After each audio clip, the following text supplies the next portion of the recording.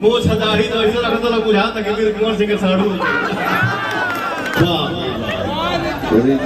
मौजूद क्या है घंटा का। अरे मैं जो हूँ सो हूँ अब बोलब ना, लेकिन अब 10 दिन का वेट कर रहा हूँ। अगर कुछ आया तो बिल्कुल बोलूंगा, और जो मैं बोलता हूँ वो सत्य बोलता हूँ। हम जो बोला तो मौका ही में ना बोला। ये है जी हाँ दोस्तों, आप सब सही सुने।